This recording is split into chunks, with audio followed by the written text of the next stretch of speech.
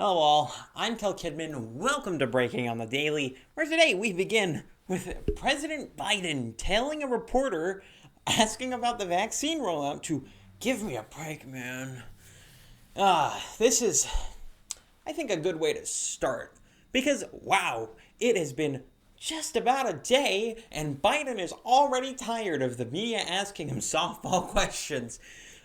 This is just a sneak peek of what's to come over the next few years, and I'll give it two, as we wait for Biden to descend entirely into dementia and for his barely functional head to be replaced with Kamala Harris. Now, this is all on top of all of the sorts of things that he has been doing over the last 24 hours. And what those things have been is destroying hundreds of thousands of jobs, both already existent and potential jobs, sending us into a potential depression that everyone on the right was warning about if he had gotten in for pretty much the entire election cycle. On top of nonsensical social issues, he did stuff with the transgender thing, which I think I've made my position on clear. If you go back to my transgender video about how transgenderism and gender ideologues, how there's a distinction there that isn't being made by a whole lot of people, and how a lot of what's being said about that is sort of inconsistent and wrong-headed. You know, it's in the wrong place. But to get onto what Biden is saying, he's shut down the Keystone Pipeline, and he canceled that. And, well, that immediately, let's say in Canada, where this sort of thing is actually very important, they're like, why are you doing this? And then all of everyone who you'd expect, essentially, starts coming out and saying, this is a stupid idea because all it does is remove people's jobs, prevents us from being energy independent, and thus relying on ourselves to get energy from foreign governments. Foreign governments, by the way, do not care about environmental protections in the slightest. So it's not like it's saving any sort of environment. You're not actually preventing any climate change. All it is it's moving the energy production from in the U.S., where there are environmental protections, to outside of the U.S., to say, I don't know, Saudi Arabia, China, wherever it might be that we are getting energy from, who don't care about environmental protections. It is the most nonsensical policy position I could possibly think of. But of course it makes sense. A lot of these environmentalist types are not exactly the most intelligent people in the bunch. So, it's not exactly unexpected to see them be so against fracking, despite its minimal environmental impact compared to other comparable technologies and energy production methods. It's just such a silly thing to see. And I am really quite amazed that Biden cracked this early. Because going back to the main point of this story, that being his response to a reporter saying, just give me a break, man. Stop asking about the vaccine rollout.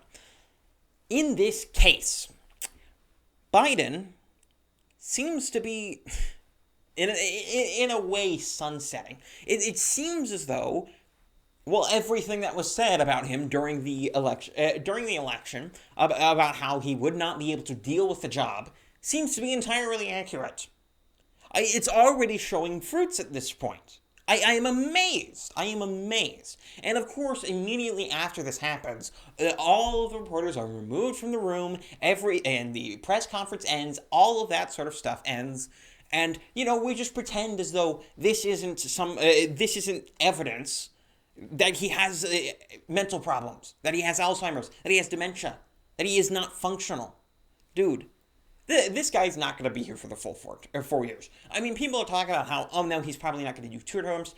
Dude, he's not going to do 1. He's not going to do 1. I would be surprised if he makes it through more than 2 years. I honestly would, because this is pretty far gone. He's already pretty far gone. It is worrying, and it is kind of sad to see this guy who, in all likelihood, does not know everything that he's doing. He doesn't understand everything that he's doing. Just kind of be forced to do this. Because there was no better option, weirdly enough. man, it's just going to be so, it's going to be, it's, I'm going to have a lot of fun over the next few years, as long as he is president. You know, I am going to have fun making fun of a lot of the stupid policies he puts up and some of the stupid things he says. But at the same time, it is kind of sad to see this sort of thing happen. It is kind of sad to see someone's mentality just deteriorate in front of your eyes, especially this publicly. It really is sad.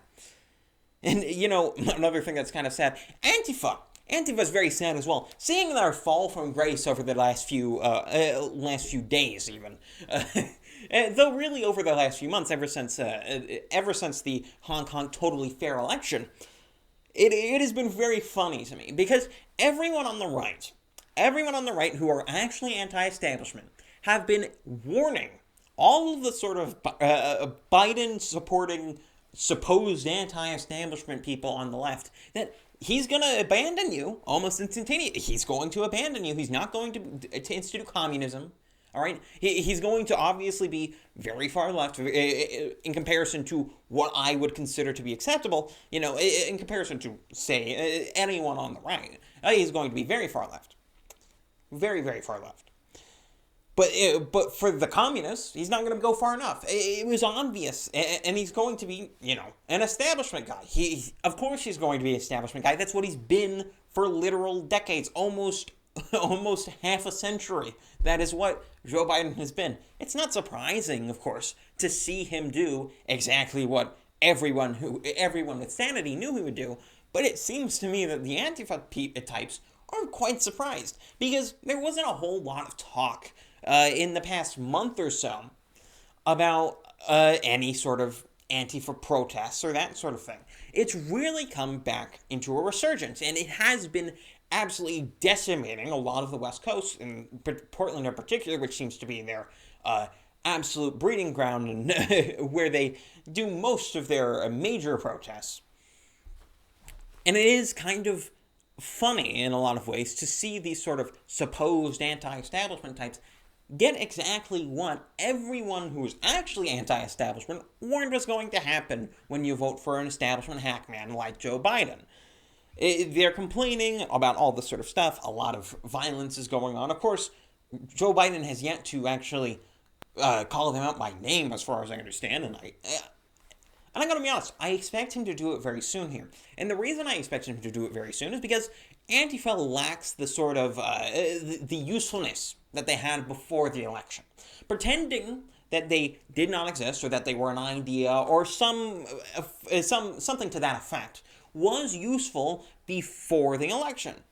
But after the election, now that he does not need their support to continue being president for the 4 years that he essentially has, it is unnecessary for him to pander to them at all. So what he's in all likelihood going to do is throw them under the bus. I don't think he'll throw Black Lives Matter under the bus, though. And the reason he won't is because Black Lives Matter, despite the connections it has to sort of communist groups and with a lot of the leaders being connected in that way, Black Lives Matter as a term, as something, as a propaganda term the Democrats can use, is still quite useful to them. And it is something that they will continue to use.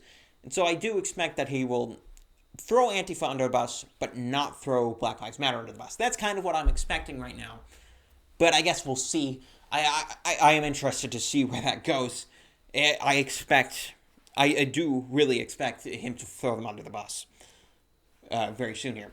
But another interesting thing, and another sort of type of story I've been seeing a whole lot more often starting in January, is Shanghai has announced a new coronavirus outbreak. And because of the source I particularly used, CCP virus, I'm not against that term, but, you know, for the YouTube overlords, I'm not going to overly state it, including hospital workers.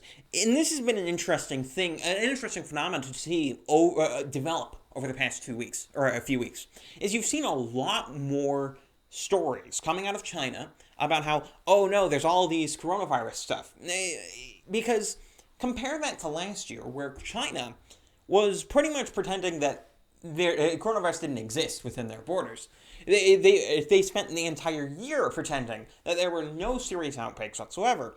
But now that the new year has passed, now that we're into 2021, it seems as though that is all reversed. It seems as though, as of now, we're having outbreak after outbreak after outbreak. You remember me talking just a week ago, I think it was, about the Hubei province and how they had a coronavirus outbreak. But now it has gone to Shanghai, which is kind of a big deal because Shanghai is the economic center of a lot of what China does. And Beijing, as well, is also detecting new infections. And what I think this is, in all likelihood, is now that the political pressure is off, now that they don't have to worry about their economic numbers looking as good as they need to be because they want to hedge their bets against something like a trade war coming from America, and now that they have their Beijing Biden in, I expect what they're thinking is that, oh, we don't need to lie about our numbers so much. Not to say that I think they're telling the truth about their numbers. Absolutely not. I think they are still lying about their numbers to a certain respect. And by the way, what I mean when I say lying about their numbers, they aren't actually lying in the sense that they are simply omitting tests that they don't want to be there or something like that. No, it's that they're under-testing their populace, especially in comparison to a place like America, which is, if anything, over-testing. And they are obfuscating a lot of things by having particular standards and practices done that obfuscate their numbers. It's essentially the opposite of what America's been doing, where we have been essentially inflating our numbers over the past year, attempting to make the coronavirus look as bad as it could possibly look. You can take things like including anyone who died with coronavirus as died from coronavirus as an example of that in America. You see a very similar thing happen in China, except pretty much the exact opposite. To them, if there's any other excuse they can use for someone who has died, they are going to use it, and they're not going to put it down as a COVID death. And the reason for that is that the incentives in China and America are different. In China, they want to make it look as though nothing is affecting them. Because here's the thing. China's economy is constantly on the brink of collapse. Constantly. It's the nature of lying about your economic numbers that the more and more you lie about your economic numbers, the more off you are from where your actual economics lie, then the more unstable it's going to be. It's like walking on stilts. Essentially what China has done is they've put their economy on stilts. And when they're on stilts, particularly as high as China's are, those stilts are going to be very, very unstable. And any gust of wind, any bad PR can absolutely collapse it.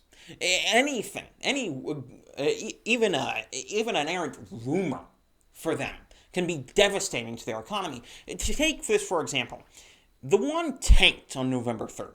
And the reason it tanked on November 3rd is because it looked like Trump would get into the White House for a second term. Now, as we know, that didn't end up happening. But on the night of, it tanked. It went so low. I don't remember exactly how low it went, but it was pretty ridiculous. And it was very fun for me to watch because I just really hate the CCP. I truly do dislike them. And that organization is just a very evil organization in a lot of ways. But it goes to show just how much their economy relies on everything going correctly. But what has happened recently and why they have not stopped lying about it, but have started to lie less about their economic numbers, is that some of that pressure that would normally be there is alleviated. Because they have Biden in.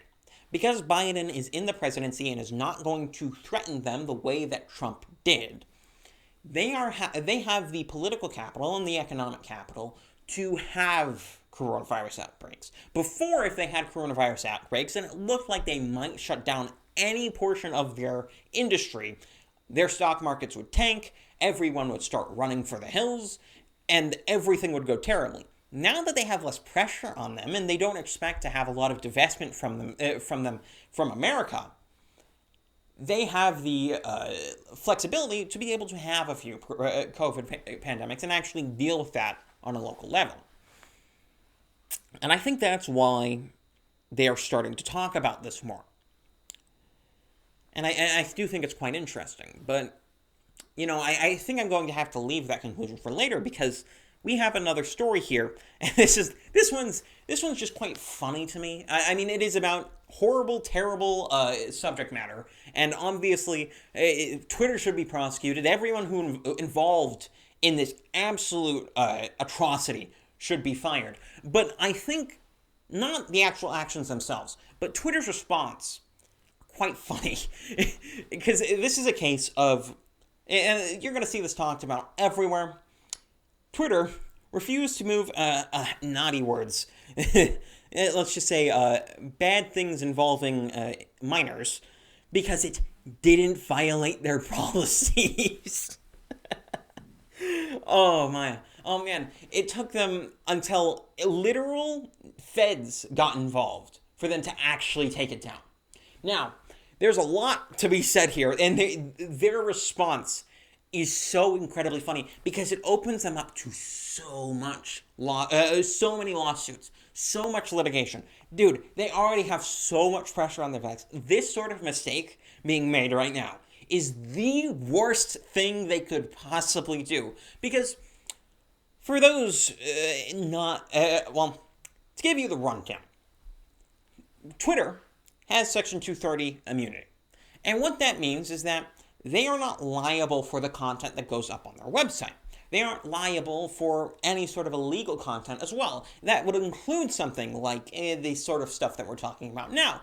But the thing is about this sort of immunity is that this immunity only exists until you are informed of that content existing on your website. So, the fact that Twitter was informed that there was naughty things going on their website, and that there were things happening that were not good and illegal, and they did nothing about it, may potentially make them criminally liable for distributing this stuff. Which is just amazing. It is amazing. It is amazing how much Twitter has done to simply implode themselves over the past few weeks. It is quite incredible. And their stocks have absolutely just shown it in its full glory. They're down something like 12% throughout the start of this year. The worst of the Fortune 500 companies. And they have so much potential litigation coming down the pike. And this is just another one. Like, they have lots of other stuff coming through. They have, like, antitrust stuff and all of these sort of other things from all sorts of areas. I don't know how Twitter's going to survive this. Frankly, I'm not sure they will. Because this is ridiculous. And it is truly, and I do not want to understate this, it is an atrocity that Twitter allows this sort of stuff, is not as up on enforcing this sort of stuff as they really should be. Because this is the sort of stuff that scum do. This is the sort of stuff that only the truly worst people on Earth do. And I'm not afraid to say that sort of thing. Of course I'm not. It shouldn't be controversial. But of course on Twitter it is. On Twitter it is. If you want to have a good throw-up fit for the next hour or so, look up Naps on Twitter. One of the most disgusting communities I've ever had the displeasure of knowing exists in my life. Absolute disgusting nonsense, all right? All of this sort of stuff is atrocious, but I just can't get past the comedy of Twitter opening themselves up to litigation like this. It really does show just how incompetent Twitter's employees, Twitter staff, how incompetent they are. Because, for one thing, they said it didn't violate their policies, but it does. It did. And then they trying to say, oh, but we need ID. We need to, litigate this out. We need to make sure that this sort of stuff was actually what they were saying it was. Which, Twitter, just as a heart-to-heart, just as a clearing of the minds, why would you defend that? Why would you open yourself up to litigation on purpose? I mean, this wasn't an accident. This wasn't something that they couldn't have foreseen. This is something they totally could have foreseen. All of their lawyers must be screaming at their employees at this point. Why did you do that? Because you couldn't ID the person. Because in cases like this, where the content on your website is potentially illegal, really, and in all likelihood illegal, you don't want to err on the side of not censorship in that case. I mean, take BitChute, for example. BitChute is pretty great about not censoring almost anything. But as soon as they notice that, oh, there's some illegal content here, they put it down almost immediately. They take it off. The reason they do that, so they can't open themselves up to litigation. And then if it gets litigated and the content's fine, okay, cool, it can go back up.